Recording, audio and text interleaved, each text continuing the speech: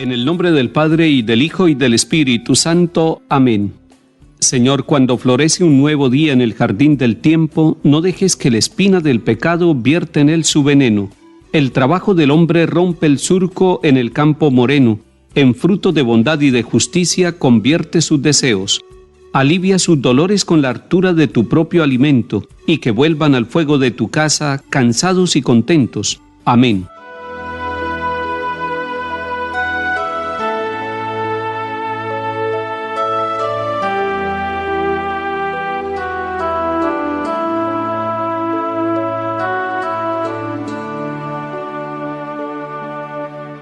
Comienzo de la carta a los Hebreos, capítulo 1.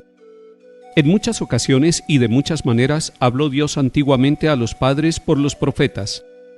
En esta etapa final nos ha hablado por el Hijo, al que ha nombrado heredero de todo, y por medio del cual ha realizado los siglos. Él es reflejo de su gloria, impronta de su ser. Él sostiene el universo con su palabra poderosa, y habiendo realizado la purificación de los pecados, está sentado a la derecha de la majestad en las alturas, tanto más encumbrado sobre los ángeles, cuanto más sublime es el nombre que ha heredado. Pues ¿a qué ángel dijo jamás: Hijo mío eres tú, yo te he engendrado hoy? Y en otro lugar: Yo seré para él un padre, y él será para mí un hijo. Asimismo, cuando introduce en el mundo al primogénito, dice: Adórenlo todos los ángeles de Dios. Palabra de Dios. Te alabamos, Señor.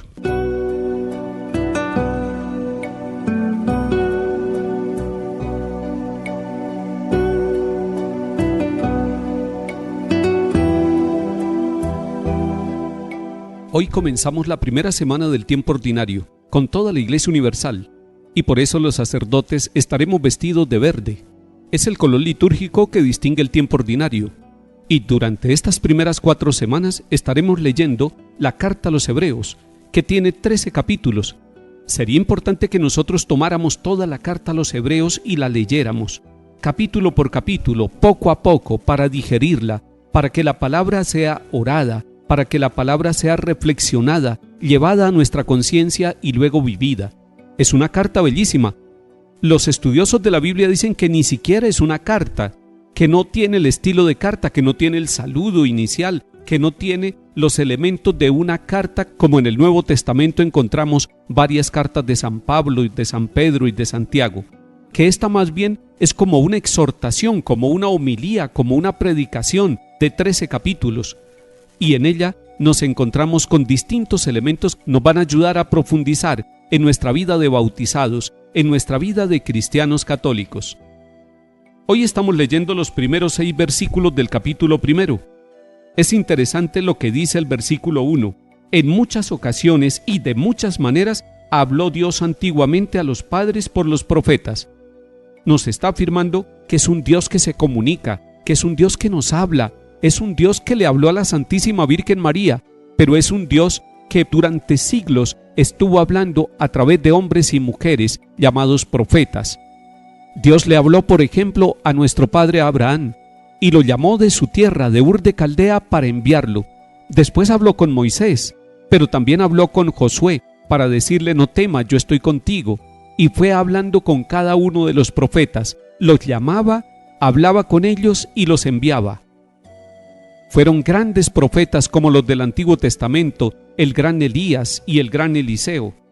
Es un Dios que durante los siglos, durante la historia, ha estado hablando. Y algunos pueden preguntarse: ¿y por qué Dios no nos habla hoy? Dios sí nos habla hoy, nos habla a través de la Iglesia, nos habla a través del Papa, nos habla a través de cada uno de los sacerdotes que en nombre de la Iglesia van predicando. Y esa es la gran responsabilidad que tenemos los predicadores, porque no hablamos las cosas nuestras, hablamos en el nombre de Dios, en el nombre de Jesucristo el Señor. Dice el primer capítulo de San Juan: la palabra se hizo hombre y vino a habitar entre nosotros en el vientre de la Santísima Virgen María. Y eso es lo que dice la carta a los Hebreos. Antiguamente hablaba a través de unos enviados suyos, de unos mensajeros llamados profetas, y profeta es el que habla en nombre de Dios. Pero en los últimos tiempos, en la plenitud de los tiempos, cuando la Santísima Virgen María dijo sí a la voluntad y al plan salvador del Padre, Ya no nos habló por intermediarios, nos habló por su propio Hijo, nos habló por el Salvador, por el que nació de la Santísima Virgen María, por el que nació en Belén, por aquel que vino a predicar el reino, aquel que vino a decirnos que Dios es nuestro Padre y que Dios no quiere la muerte del pecador, sino que todos los hombres y mujeres se conviertan y vivan. Es la palabra viva de Jesucristo el Señor, y Jesucristo el Señor sigue hablando en su iglesia, sigue hablando a través de las Sagradas Escrituras, que es palabra revelada, sigue hablando a través del magisterio, nos habla en la conciencia, pero nos habla también a través de los acontecimientos de la historia, cuando tenemos los ojos y la conciencia y el corazón afinados para ver que Dios nos sigue hablando, que Él sigue dialogando con nosotros.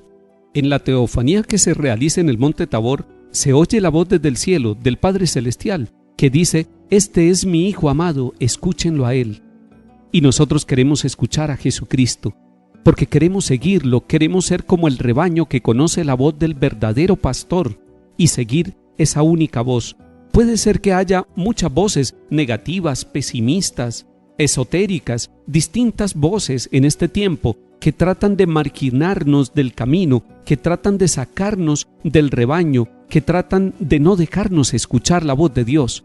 Puede ser que haya muchos ruidos, ruidos de pecado, ruidos de tristeza, ruidos de preocupaciones que no nos dejan oír la voz de Dios. Pero lo que sí es cierto es que el Señor nos sigue hablando y es necesario decirle al pueblo, como se decía en el Antiguo Testamento: «Escucha, Israel». Nosotros tendríamos que decir: «Escucha, Iglesia Universal», escuchen hombres y mujeres, escuche humanidad entera, porque el Señor sigue hablándonos a cada uno de nosotros y nos sigue dando la buena noticia de salvación para animarnos en medio de las enfermedades, para animarnos en medio de las calamidades, de los sufrimientos y de las pruebas, pero también para corregirnos, para santificarnos, para purificarnos. Es una voz que va transformando la vida de cada uno de nosotros. Y hoy nos está diciendo que ese Hijo es el heredero, que por medio de Él se ha realizado todo el universo, que Él es reflejo de la gloria del Padre, y tercero dice: por Él se sostiene todo el universo. Nos está diciendo quién es el Hijo, pero también nos está diciendo cuál es la misión que realiza el Hijo, esa palabra, ese comunicador directo que es Jesucristo el Señor. Dice: habiendo realizado la purificación de los pecados, está sentado a la derecha de la majestad. La gran misión de Jesucristo, la palabra encarnada, es purificarnos, es responder al gran problema del pecado. Solo Cristo, con su misión, con su presencia, con su muerte y resurrección, purifica realmente del pecado a la humanidad. Y luego hace una comparación con los ángeles y dice: es distinto un ángel al Hijo. El Hijo es superior totalmente a los ángeles, porque a ningún ángel le ha dicho: tú eres mi Hijo, yo te he engendrado hoy. Nosotros ponemos hoy nuestro corazón en ese Hijo, en el Hijo de Dios Padre, a quien estamos llamados a adorarlo. Si nosotros adoramos a Jesucristo, si confiamos en Él, si crecemos en nuestra fe en Jesucristo y si nos convencemos cada día de que Él nos está hablando y se sigue comunicando de una manera viva, de una manera amorosa, de una manera poderosa y transformadora con nosotros, entonces no solamente abriremos el corazón para oírlo, sino que seremos capaces de comunicar con nuestro estilo de vida esa palabra que el Señor nos da a cada uno de nosotros. Seamos oyentes asiduos de la palabra, no con el oído, sino con el corazón, y seamos comunicadores de la palabra, no solamente con nuestra voz, sino con nuestro estilo, nuestra forma de vivir, nuestra vida cristiana dentro de la iglesia y dentro de la sociedad.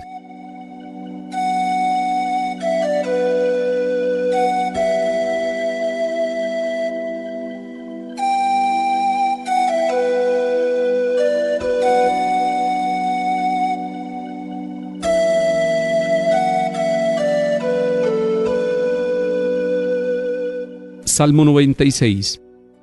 El Señor reina, la tierra goza, se alegran las islas innumerables, justicia y derecho sostienen su trono.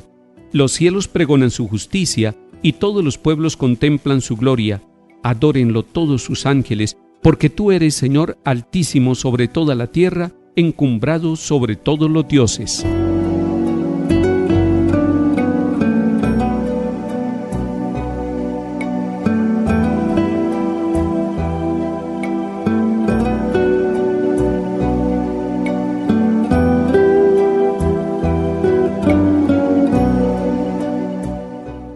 Lectura del Santo Evangelio según San Marcos, capítulo 1. Cuando arrestaron a Juan, Jesús se marchó a Galilea a proclamar el Evangelio de Dios. Decía: se ha cumplido el plazo, está cerca el reino de Dios, conviértanse y crean en el Evangelio. Pasando junto al lago de Galilea, vio a Simón y a su hermano Andrés, que eran pescadores y estaban echando el copo en el lago. Jesús les dijo: vengan conmigo y los haré pescadores de hombres. Inmediatamente dejaron las redes y los siguieron. Un poco más adelante vio a Santiago, hijo de Zebedeo, y a su hermano Juan, que estaban en la barca repasando las redes. Los llamó. Dejaron a su padre Zebedeo en la barca con los jornaleros y se marcharon con él. Palabra del Señor. Gloria a ti, Señor Jesús.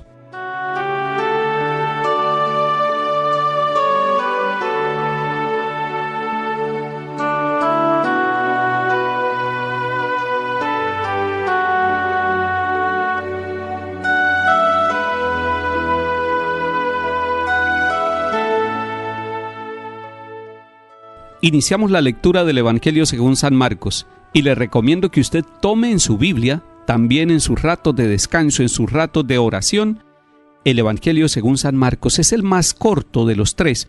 Recordemos que Mateo, Marcos y Lucas son conocidos como los Evangelios sinópticos porque se parecen mucho entre ellos. El cuarto Evangelio es el de Juan y es bien distinto a los tres primeros, que son los llamados sinópticos. Estamos tomando uno de ellos, el Evangelio de Marcos. Es el más corto de los cuatro evangelios. Vaya leyéndolo poco a poco. Dice el evangelista en el comienzo de este evangelio que después de que arrestan a Juan, es decir, ya fue cumplida la misión de Juan, que era preparar el camino del Señor, Jesús va a Galilea y allí, en Galilea, empieza a proclamar el Evangelio de Dios. Empieza a anunciar la buena noticia de Dios. Y hemos dicho que el Señor Jesús anuncia la presencia del reino y lo anuncia con su palabra y con el testimonio de su vida, por la manera como vive. Y eso atrae, eso fascina y sigue fascinando. Ha fascinado durante 20 siglos y a usted y a mí el Señor nos sigue fascinando con su palabra y nos invita. Se ha cumplido el plazo. Es decir, ya no hay que esperar más. Cuando dice se ha cumplido el plazo, lo que está diciendo, ya las promesas del Antiguo Testamento han llegado a su cumplimiento y ahora está cerca el reino de Dios. Y para que el reino de Dios pueda hacer presencia en nosotros, nos dice el Señor Jesús: conviértanse. La primera exigencia es conviértanse, es decir, cambien de vida. Y segundo, crean en el Evangelio. ¿En qué necesita usted convertirse? ¿En qué necesita usted cambiar? ¿En qué necesita renovarse? Haga un examen de su propia vida. Estamos comenzando el año. Deje las actitudes, deje los comportamientos viciosos, deje todo aquello que ha hecho sufrir a su familia o a su propia vida o a sus compañeros de trabajo. Conviértase, renuévese, deje que el Evangelio llegue a su corazón, crea en la buena noticia. Y después vemos a Jesús llamando los primeros 4 discípulos, que son 2 pares de hermanos, Simón y Andrés, que son hermanos, y Santiago y Juan, que son hermanos, eran pescadores, y los llama. Es decir, desde el comienzo del Evangelio, el Señor nos está llamando. Qué bueno que tengamos la actitud de Pedro, de Santiago, de Juan, de cada uno de ellos, porque dejando todo lo que estaban haciendo, siguieron al Señor Jesús. Esa llamada es hermosa, esa invitación, esa vocación es viva para usted como casado, para usted como soltero, para usted seminarista, para usted religiosa, para mí y para todos nosotros, un llamado del Señor. Vengan conmigo y los haré pescadores de hombres. Gracias, Señor, por fijarse en nosotros, por pasar por nuestra vida y por invitarnos al seguimiento. Queremos seguirte de todo corazón, Señor. Que el Señor nos bendiga y acompañe en el nombre del Padre y del Hijo y del Espíritu Santo. Amén.